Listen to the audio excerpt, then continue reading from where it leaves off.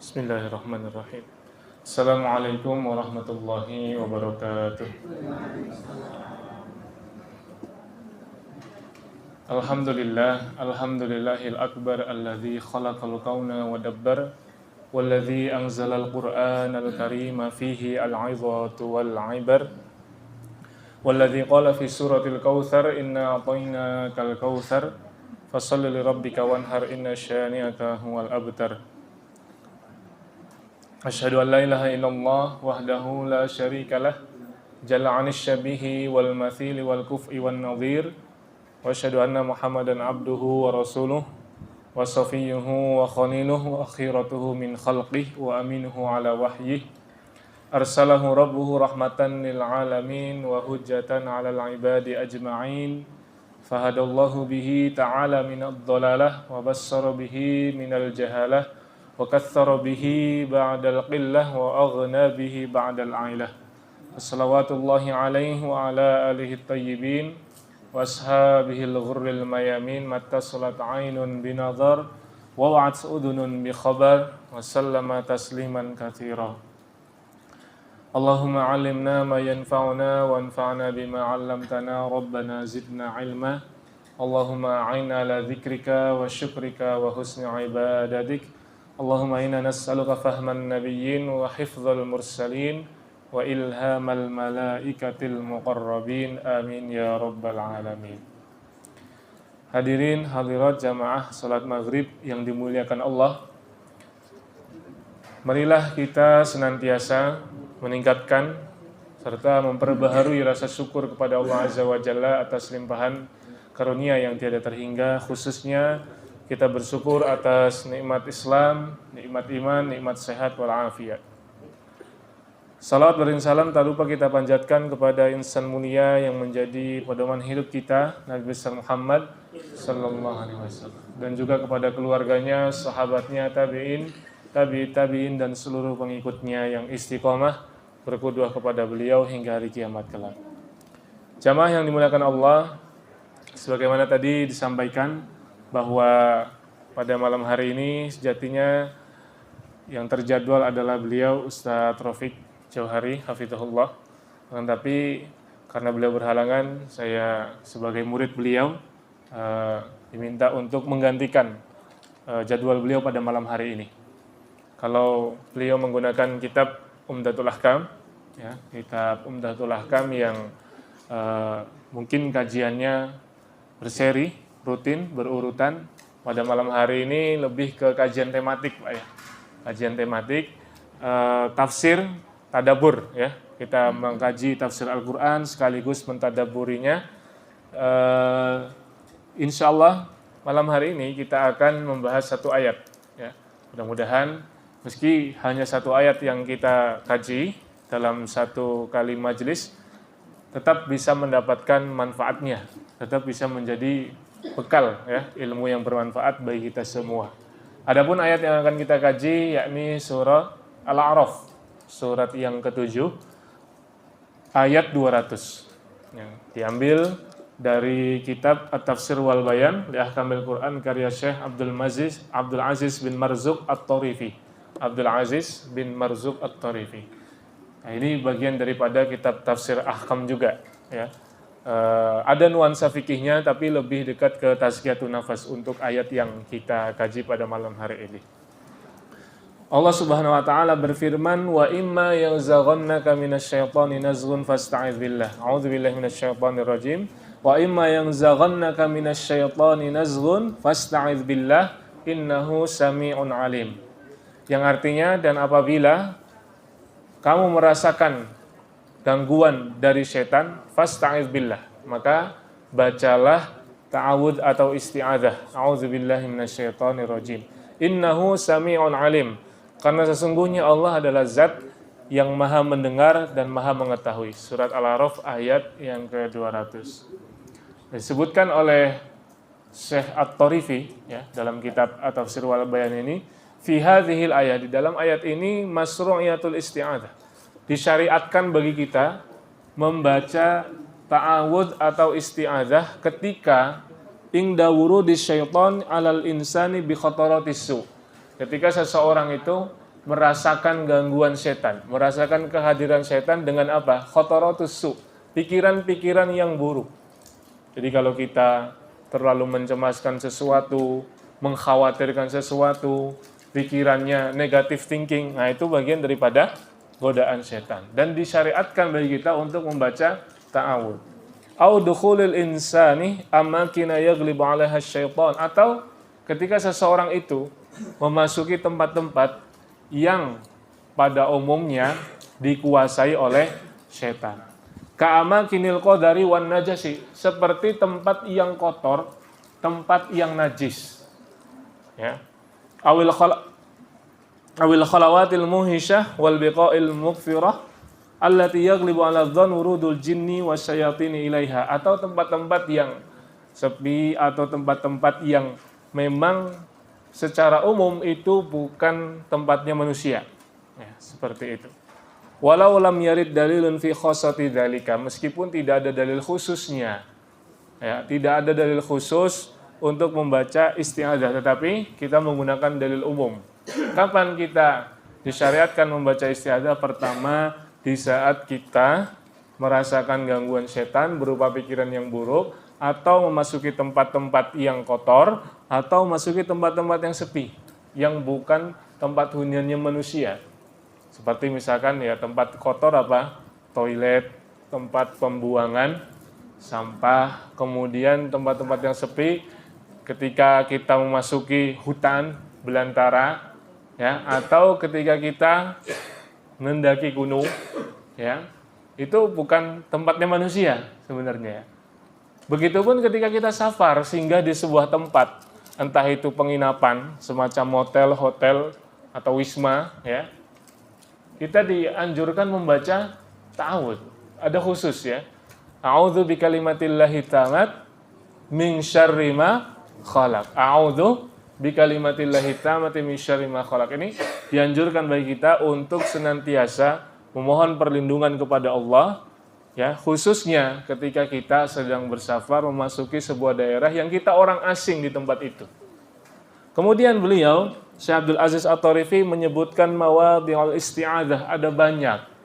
Ternyata ada kurang lebih 8 sampai 9 kondisi. 8 sampai 9 kondisi atau keadaan yang mana kita disyariatkan untuk membaca isti'adzah di 8 kondisi ini. Yang pertama, alhamdulillah ini ada yang bawa catatan itu ya. Ada yang bawa catatan, berarti kan ini betul-betul direkam ya dalam sebuah tulisan. Nah, kalau nggak bawa catatan berarti hafalannya kuat, gitu aja Pak. Husnudzon ya. Ya. Yang pertama, kapan kita disyariatkan baca isti'adzah? Sebutkan di sini faminha al-ghadab. Indal ghadab, ketika marah. Ketika kita sedang emosi, dianjurkan membaca a'udzubillahi minasyaitonirrajim.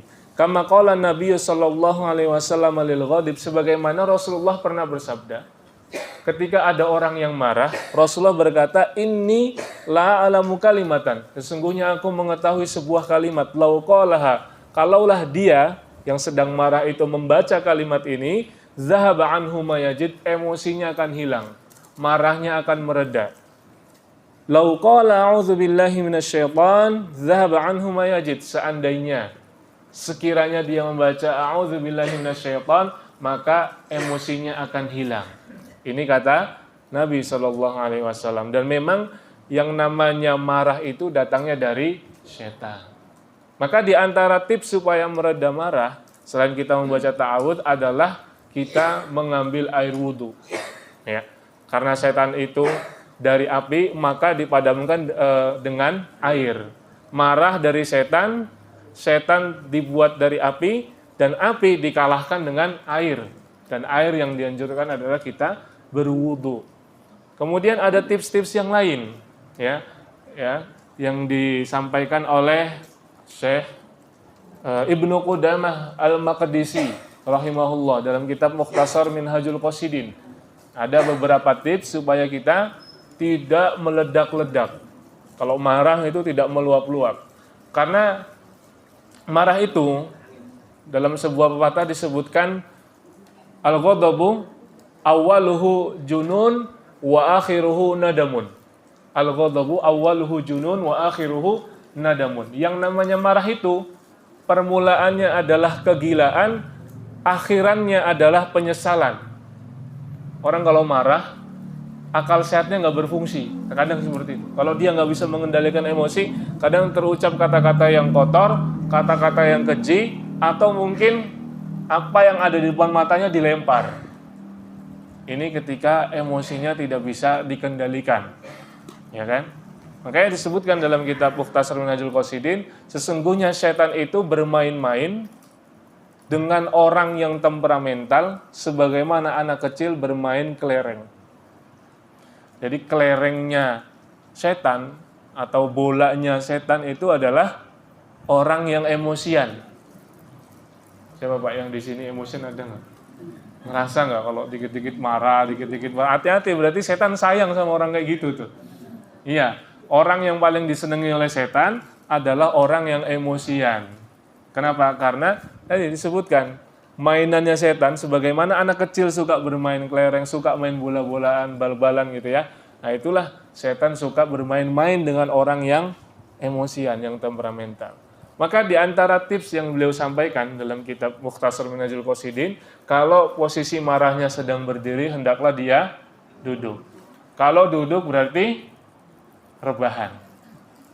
Kalau rebahan masih marah juga, guling-guling. Kan ada Pak ya? Pernah lihat nggak videonya viral di media sosial? Ada seorang kiai, dosen, ya kan, tokoh agama dizolimi oleh tetangganya, diviralkan, dipermalukan, dihinakan, ya. Dia nggak terprovokasi tapi malah guling-guling, kelihatannya kan kayak orang konyol. Tapi padahal sebenarnya dia sedang mengamalkan ilmu itu. Ilmu tasawuf, ternyata kan dosen tasawuf, jadi ada ilmunya. Kalau marahnya berdiri duduk, kalau duduk masih marah juga rebahan, kalau masih marah juga guling-guling ya. Walaupun nggak harus seperti itu juga. Ini hanya salah satu tips saja. Ya. Kemudian Bapak Ibu sekalian yang dirahmati Allah, di antara tips supaya kita tidak melampiaskan emosi, tidak melampiaskan amarah kita, kalau menurut Ibnu Qudamah Al-Maqdisi, ini sedikit tambahan ya.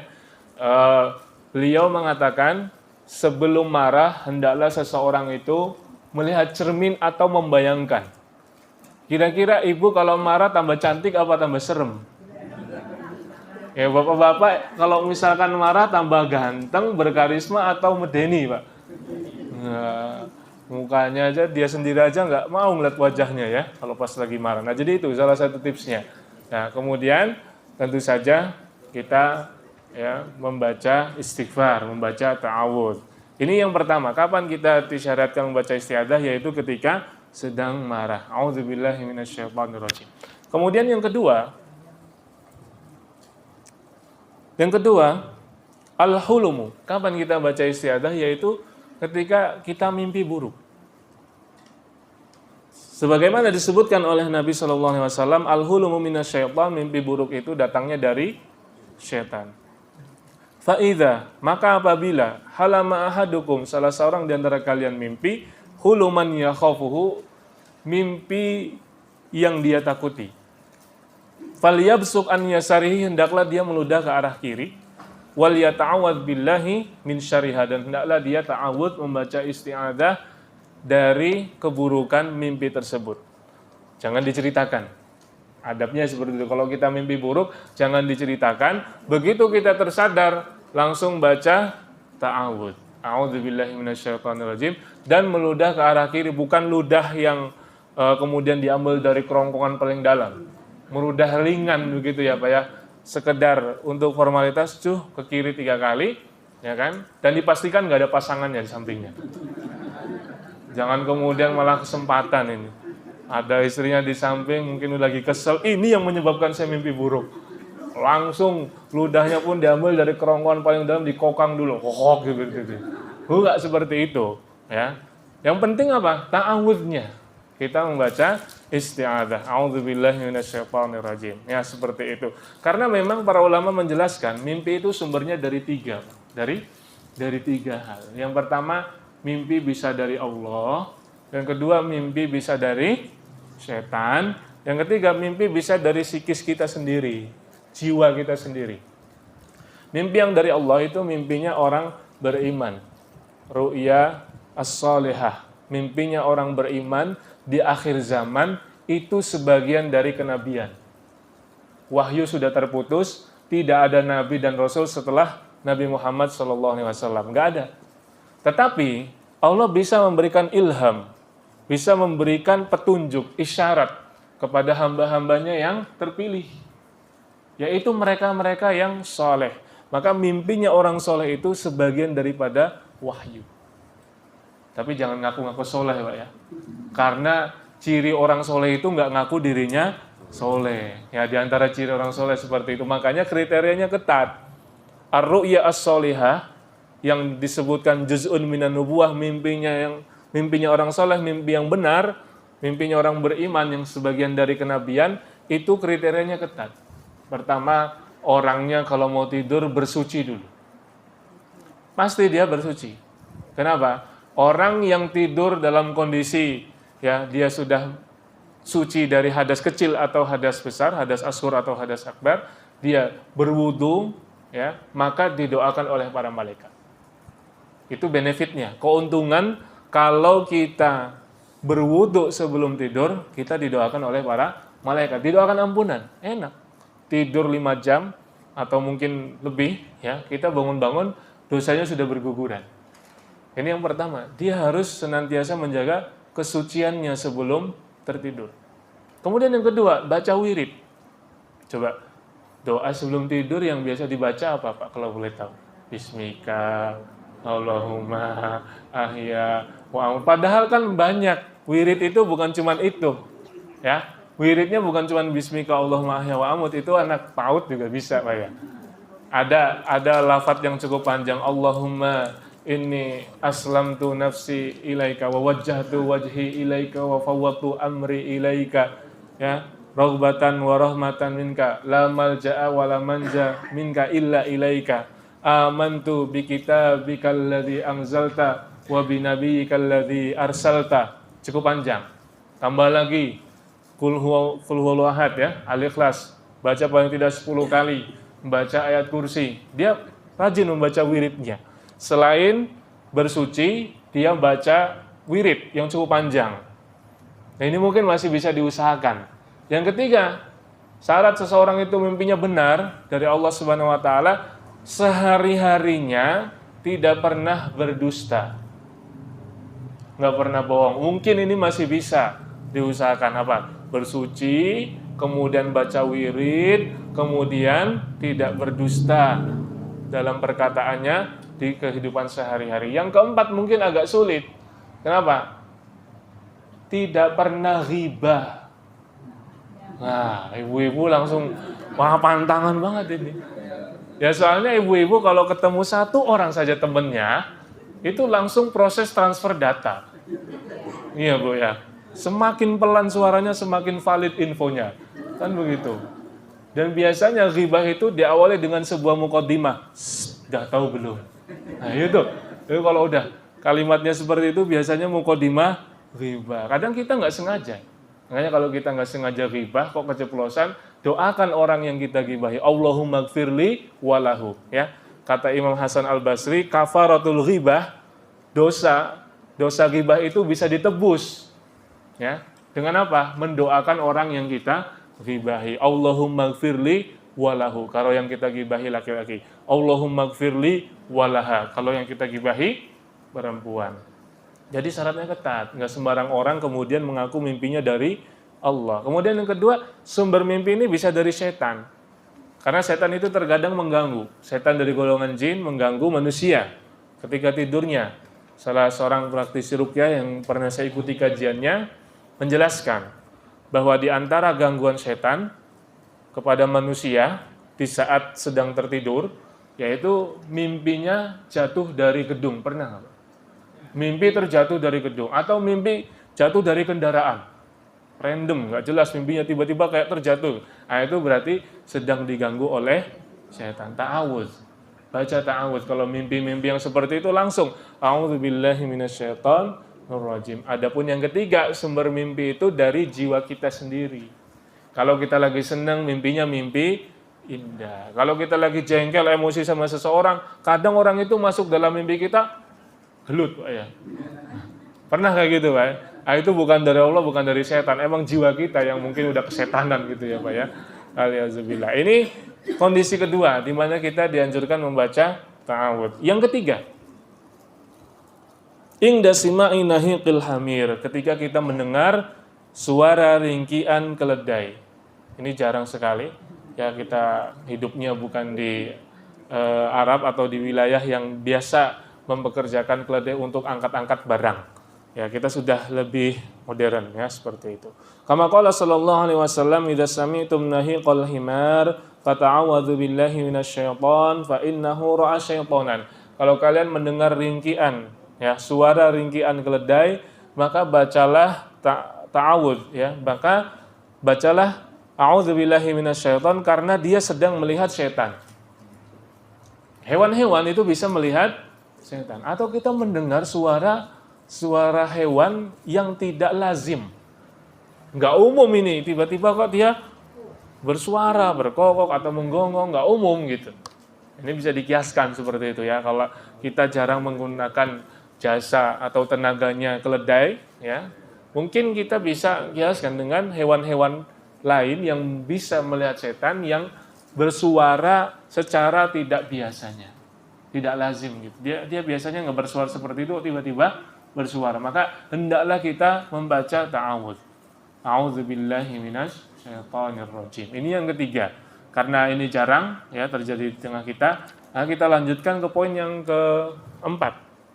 Poin yang keempat nggih. Yaitu indal wiladah. Dianjurkan membaca isti'adzah ketika proses persalinan, ketika seorang ibu melahirkan bayinya ya, disyariatkan untuk membaca isti'adzah. Kama qala sallallahu alaihi wasallam, sebagaimana Rasulullah sallallahu alaihi wasallam bersabda, kullu bani Adam yat'unu syaitanu fi jambaihi bi isba'ihi nayulat. Semua anak cucu Adam, semua keturunannya Nabi Adam, semua umat manusia ketika terlahir ke dunia, maka diganggu oleh setan dengan jarinya. Dengan jarinya setan itu, ditusuk dengan jarinya setan. Hina yulat, ketika dia sedang dilahirkan, baru saja dilahirkan ke muka bumi, langsung ada setan yang mengganggu, ya, yang menyakiti. Ghaira Isa bin Maryam, kecuali Nabi Isa ibn Maryam, ya. Jadi semua manusia ketika lahir ke dunia diganggu oleh setan, ditusuk dengan jarinya, kecuali Isa bin Maryam. Wa qad qalat imra'atu Imran lamma wada'at Maryam, dan Imra'atu Imran, istrinya Imran, ketika melahirkan Maryam, dia berkata, wa inni, dan sesungguhnya aku a'idzuha bika wa dzurriyyataha minasyaitonir rajim, melindunginya dengan memohon kepadamu dan juga melindungi keturunannya dari godaan setan yang terkutuk. Jadi ketika Imra'atu Imran, dalam Al-Quran itu kan ada nama sebuah keluarga yang diabadikan dan bahkan menjadi nama satu surat. Surat ketiga, Ali Imran, keluarganya Imran. Nama istrinya Hamnah binti Faqudah. Hamnah binti Faqudah ketika melahirkan putrinya yang kemudian diberi nama Maryam, ya dia berkata, inni u'idzuha bika wa dzurriyyataha minasyaitonir rajim. Yang kurang lebih artinya sama, a'udzubillahi minasyaitonir rajim. Dan juga ada doa khusus kepada anak ya, ketika anak ini ya kita khawatirkan nanti ada orang yang tidak suka memandangnya dengan ainus sukhti atau terkena sihir ain, kita doakan kepada Allah Subhanahu wa taala, a'udzubika min kulli ainin lamah ya. Kita memohon kepada Allah Subhanahu wa taala agar anak ini dilindungi dari pandangan-pandangan yang membenci atau terkena ain ya, seperti itu. Dan juga jangan sampai ketika kita memuji anak yang lahir dengan pujian-pujian yang tidak dinisbatkan kepada Allah, masya Allah, cantiknya gitu aja, ganteng bayinya, tanpa kita menyebutkan asmanya Allah Subhanahu wa taala. Paling tidak kita sebutkan masya Allah, tabarakallah ya, seperti itu. Wa yakunu ta'awudz li takhfif min athari syaitan, dan ketika kita membaca ta'awudz itu tujuannya adalah untuk meminimalisir, untuk mengurangi dampak buruk dari gangguan setan, bukan menghilangkan. Ketika kita membaca ta'awudz bukan berarti nggak ada godaan setan. Justru godaan setan itu ada, kita lawan dengan ta'awudz supaya tidak mempengaruhi kita secara berkelanjutan, ya seperti itu. Kemudian yang kelima, ya. Kondisi yang kelima, khotorotussu. Khotorotussu, pikiran-pikiran yang buruk yang disebutkan di sini yastadriju biha syaitanul insan liyufsida imanahu bi rabbih. Terkadang setan itu menggiring seseorang, ya, dengan pikiran-pikiran buruk agar keimanannya kepada Allah menjadi rusak. Ya, setan bisa menggiring seseorang untuk kufur kepada Allah Subhanahu wa taala melalui jalur pikiran. Nah, disebutkan dalam satu hadis contohnya, ya'ti syaitanu ahadakum fayaqul man khalaqa kadza wa kadza hatta yaqula lahu man khalaqa rabbak. Setan akan datang kepada salah seorang di antara kalian. Kemudian dia berkata, dia berpikir siapa yang menciptakan ini? Siapa yang menciptakan itu? Kalau sekedar bertanya siapa yang menciptakan bumi, siapa yang menciptakan langit, siapa yang menciptakan alam semesta, semua jawabannya Allah, itu bagus, justru menambah keimanan. Nah, terkadang setan itu menggiring jauh lagi, lebih jauh lagi. Digiringnya apa? Man khalaqa rabbak. Siapa yang menciptakan Tuhanmu? Nah, ini pertanyaannya sudah keliru, sesat. Karena Allah itu adalah khaliq, bukan makhluk. Ya, Allah Subhanahu wa taala sang pencipta, bukan yang dicipta. Jadi salah satu cara setan itu merusak keimanan seseorang digiring dengan jalur pikiran. Ya. Banyak sekarang pikiran-pikiran yang sesat. Ya, sehingga orang itu tidak lagi semangat sholat. Udah memalas ya, jiwa kita itu malas untuk sholat, ditambah lagi terpengaruh pemikiran-pemikiran yang keliru. Nah, di antara khotaratus su, ya, adalah ketika seseorang mempelajari, ya, ilmu kalam ataupun filsafat. Padahal dia tidak mumpuni, tidak punya kompetensi di situ. Bukan berarti ilmu kalam atau filsafat nggak boleh mutlak secara secara mutlak diharamkan, enggak.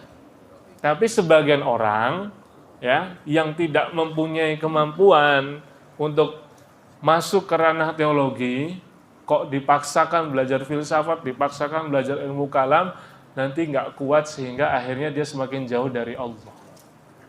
Iya, kalau orang-orang umum, orang-orang awam, ya cukup sholat 5 waktu, kemudian baca Quran, rajin bersedekah, mati masuk surga. Ya, mati husnul khotimah, kemudian masuk surga. Nggak usah terlalu jelimet, ya, berdebat tentang zatnya Allah, itu nggak boleh.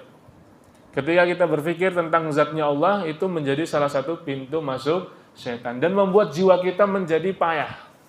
Ya, membuat jiwa kita itu kelelahan. Ketika kita terlalu sering berpikir tentang Allah, tapi lupa untuk berbicara dengan Allah. Kita selalu berbicara tentang Allah, tapi lupa untuk berbicara dengan Allah. Itu salah satu pintu masuk setan. Nah, termasuk khotaratus su, sedikit tambahan. Khotaratus su itu juga adalah ketika kita merasa ditinggalkan oleh Allah. Misal kita diuji dengan ujian yang sangat berat, masalah datang bertubi-tubi. Kenapa harus saya? Kadang gitu. Kita udah sholat 5 waktu, kita udah menjalankan, ya, semua perintah Allah kita jalankan, kita taati, semua larangannya kita jauhi. Tapi kenapa masalah datang bertubi-tubi? Nah, di situ bisa menjadi pintu masuknya setan. Maka kita counter, ahasiban nasu ayyutraku ayyaqulu amanna wa hum la yuftanun. Justru ketika seseorang itu beriman, dia mengatakan bahwasanya dia beriman kepada Allah, maka ucapannya itu akan diuji. Nah, itu salah satu cara mengkonternya. Kalau kita terlalu larut dalam memikirkan masalah, terlalu bersedih hati, nah itu menjadi pintu masuknya setan. Kata Ibnu Qayyim al-Jauziyah rahimahullah, laisa syai' ahabbu ila syaitan min husnil mu'min. Tidak ada sesuatu yang lebih dicintai oleh setan daripada kesedihannya orang beriman. Jadi kalau orang beriman sudah sedih, ya, kemudian berlarut-larut dalam kesedihan, disitulah setan akan masuk secara perlahan untuk merusak keimanannya. Waliyadu billah. Maka kita berdoa, Allahumma inni a'udzubika minal hammi wal hazani wal ajzi wal kasali wal jubni wal bukhli wa min ghalabatid daini wa qahrir rijal. Dibaca setiap pagi dan sore supaya kita tidak terkena khotaratus su. Ta'awudz juga gitu kan. Allahumma inni a'udzubika, ya, seperti itu. Kemudian yang selanjutnya berarti yang keenam ya Pak ya. Keenam yaitu ketika kita merasakan waswasatu syaitan ya di saat sholat. Kadang ketika kita sholat kita merasakan adanya gangguan setan dan itu dirasakan oleh seorang sahabat bernama Utsman bin Abil As. Utsman bin Abil As mengadu kepada Nabi bahwasannya dia sholat diganggu oleh setan, nggak bisa khusyuk. Kata Rasul, "Dzaka syaitan yang membuat kamu waswas, yang membuat kamu tidak bisa khusyuk adalah syaitan yuqalu lahu khanzab." Setan yang mengganggu orang sholat namanya khanzab. Fa idza ahsastahu fata'awwadz billahi minhu. Kalau kamu merasa gangguan setan ketika sholat, maka ya bacalah ta'awudz. Apakah dijaharkan? Cukup sir saja. Karena nanti akan rame nanti ya ketika sholat semuanya ta'awudz. A'udzubillah. Ya, kaget imamnya jadi nggak baca bacaan sholat. Ya cukup dibaca secara sir atau ketika dia masuk ke masjid dia sudah mulai membaca ta'awudz. Ketika sebelum takbir dia membaca ta'awudz. Karena apa? Kita itu sholat pasti niatnya lillahi ta'ala pengen khusyuk. Takbiratul ihram masih khusyuk. Baca Al-Fatihah masih khusyuk. Begitu masuk bacaan surat mulai. Ya kan, pikiran-pikiran di luar sholat mulai masuk. Terkadang ada ide-ide, barang-barang yang hilang ketemunya pas sholat. Ya, itu gangguan daripada setan. Dan itu sudah terjadi sejak dulu kala. Ya, seorang ahli fikih, Imam Abu Hanifah rahimahullah pernah ditanya oleh seseorang yang kehilangan barangnya. Nah, Imam Abu Hanifah bilang, saya ini ulama, ahli fikih, bukan detektif. Barangmu hilang, kenapa tanya sama saya? Apa kata orang ini? Engkau orang cerdas, orang jenius, pasti punya solusi. Ya udah, kalau begitu kamu sholat, karena barang-barang yang hilang ketemunya pas sholat. Kerasa nggak Bu? Ya, ada jemuran belum diangkat, ingatnya pas sholat. Ya kan? Aneh-aneh itu. Itu khanzab, hati-hati ya.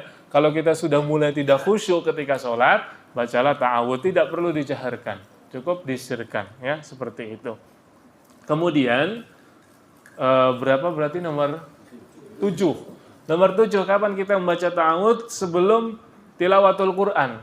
Kita melafalkan ta'awudz sebelum baca Al-Quran. Bukankah bacaan Al-Quran bisa menghilangkan gangguan setan? Betul. Tetapi kita tetap dianjurkan membaca ta'awudz, a'udzubillahi minasyaitonirrajim, bismillahirrahmanirrahim, dan seterusnya, supaya apa? Kita bisa tadabbur. Ya. Kita membaca ta'awudz sebelum ya tilawatul Quran, tujuannya apa? Supaya bisa merasakan keindahannya, supaya bisa mentadaburi makna-makna yang terkandung di dalam Al-Quran.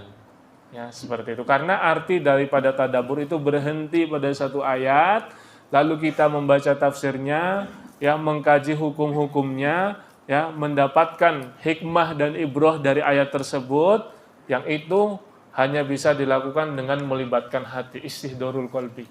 Ya, kita merenung sepenuh hati, kita menikmati ya bacaan Al-Quran, itu baru disebut tadabbur. Nah, terkadang ya kita tidak bisa merasakan nikmatnya bacaan Al-Quran, kita tidak bisa mendapatkan faedah ataupun pelajaran dari satu ayat gara-gara gangguan setan. Entah itu gangguannya macam-macam, tiba-tiba lagi khusyuk baca Al-Quran, ada yang telepon, ya, tiba-tiba anak minta jajan, ya, macam-macam, ya. Artinya apa? Usahakan terlebih dahulu sebelum tilawatul Quran kita baca a'udzubillahi minasyaitonirrajim. Dan semuanya ini bukan wajib ya, tapi sunnah, bagian daripada adab. Ya, adab yang harus kita jaga. Baik, itu sudah nomor yang ke-7 ya. Berarti selanjutnya nomor yang ke-8. Nah, di sini disebutkan ya, disyariatkan isti'adzah ketika masuk masjid. Ada lafalnya khusus, memang agak panjang ya. A'udzu billahil azim. biwajhihil karim wa sultanihil qadim minasyaitonir rajim. Itu versi panjangnya. Ya, jadi Rasulullah ketika ingin masuk masjid membaca doa, a'udzubillahil azim wa biwajhihil karim wa sultanihil qadim minasyaitonir rajim. Versi singkatnya ya sudah baca saja. A'udzubillahi minasyaitonir rajim. Allahumma aftahli abwaaba rahmatik. Ada juga Allahumma asimni minasyaitonir rajim. Karena di masjid ini juga ada syaitan. Ya, seperti itu. Maka kita berlindung kepada Allah dari godaan setan yang terkutuk. Sudah berapa? Sudah 8. Nah, ini ada satu lagi sebenarnya disampaikan oleh beliau di awal-awal, ya, yaitu al-isti'adzatu inda tasawuf, membaca ta'awud, membaca isti'adzah ketika menguap. Nah, ini udah mulai banyak yang menguap, ya kan? Karena udah mulai agak malam, ya, tenaga sisa-sisa, ya kan? Itu biasa, setan itu akan mengganggu dan menggoda kita. Ya, karena disebutkan dalam sebuah athar yang cukup terkenal, idza talal majlis fakana lisyaitani fihi nasibun. Kalau durasi sebuah majlis itu terlalu panjang, setan ikut ambil bagian. Ya kan? Yang tadinya khusyuk, dikipas-kipasin sama setan, matanya jadi ngantuk, teklak-tekluk, ya. Yang nggak batuk tiba-tiba tenggorokannya gatel. Itu kode itu. Ustadznya kelamaan ini, ya. Kan nunggu suara azan Isya ya, ya. Ya, jadi inda tasawuf, ketika seseorang itu menguap, maka itu bagian daripada gangguan setan. Disebutkan dalam sebuah hadis, muttafaqun alaih hadisnya, Bukhari Muslim. Semua yang kita baca tadi hadisnya adalah hadis-hadis sahih dari Bukhari dan Muslim. At-tasa'ubu minasyaitani, menguap itu datangnya dari setan. Fa idza tasaba ahadukum falyaruddahu mastata'a. Apabila salah seorang di antara kalian menguap, hendaklah ditahan. Ketika pengen menguap, ditahan sebisa mungkin. Mastata'a fa inna ahadakum, karena salah seorang di antara kalian idza qala ha dhahika syaitan. Kalau menguap sampai keluar suara, maka setan akan tertawa.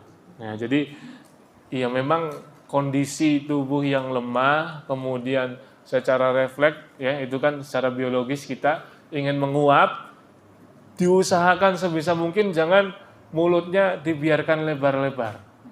Kemudian sampai keluar suara, sampai tangannya. Nah, itu setan senang ternyata melihat kita seperti itu, karena kondisi di mana kita sedang capek, sedang lemah, dan itu ya dilendotin sama setan gitu ya. Wallahu alam ini benar atau tidak, wallahu alam ini benar atau tidak, tapi ada santri dulu ketika saya di pesantren, ada santri yang diganggu oleh jin, di mana dia itu bisa melihat dunia mereka. Ini salah satu gangguan jin kepada anak kecil. Ya, dan itu bisa terus diganggu sampai dewasa kalau nggak diobatin. Dan itu tidak enak. Itu bukan suatu kelebihan, ya. Bukan suatu kelebihan, ya.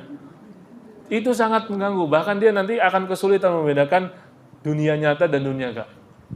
Nah, dia melihat katanya di kelas itu kan kadang santri suka tidur, ya, ngantuk. Nah, dia melihat yang tidur itu ya dikipasin, bahkan dilendotin, bahkan ada yang dikencingi oleh setan. Wallahu a'lam bishawab, ya. Intinya kalau berdasarkan hadis yang jelas saja ya, ketika kita menguap, berarti itu bagian daripada godaan ataupun gangguan dari setan. Hendaklah kita membaca ta'awudz, a'udzu billahi minasyaitonir rajim.